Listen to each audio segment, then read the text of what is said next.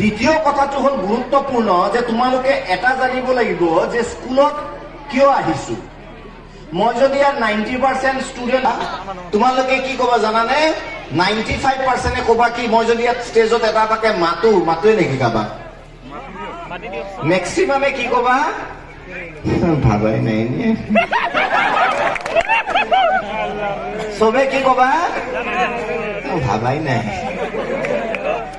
এটা কথা মনত ৰাখিবা, যাৰ লক্ষ্য নাই, যাৰ সপোন নাই যে মোৰ ডেষ্টিনেশ্যন এইটো।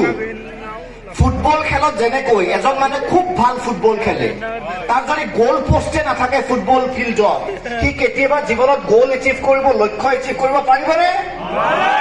সেইকাৰণে তুমি পঢ়াত ভাল হ'ব পাৰা, তোমাৰ ব্ৰেইন শ্বাৰ্প হ'ব পাৰে, একো কাম নাই যদিহে তুমি জীৱনৰ গ'ল পোষ্ট নাজানা। তুমি বলটো মাৰি মাৰি এটা গ'ল পোষ্টক দিব লাগিব যে সেইটোত বলটো মাৰাৰ লগে লগে মই লাইফৰ এক নিজস্ব সিদ্ধান্তটো মন্ত। সপোন দেখিবা, সপোন দেখিবা।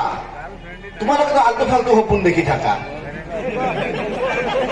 সেইকাৰণে হাঁহি, মই জানো মই হাঁহা মানে চোৰ পকৰা গেয়া। হয়, মই আকৌ কৈছো স্বাভাৱিক, এইটো বয়সত সপোন দেখা স্বাভাৱিক, কিন্তু জীৱনৰ লক্ষ্যৰ সপোনো আমি দেখিব লাগিব।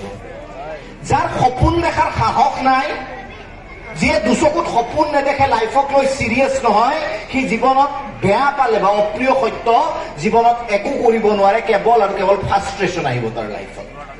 মোৰো এটা সপোন আছিল। এতিয়া তোমালোকে ভাবিব পাৰা যে আমি এটা চহৰৰ নিচিনা অঞ্চলত বাস কৰো, ৰাস্তা ঘাট ইমান বেয়া, ভাল ডাক্তৰ ইঞ্জিনিয়াৰ, ভাল ডাক্তৰখানা নাই, ভাল ৰোড নাই।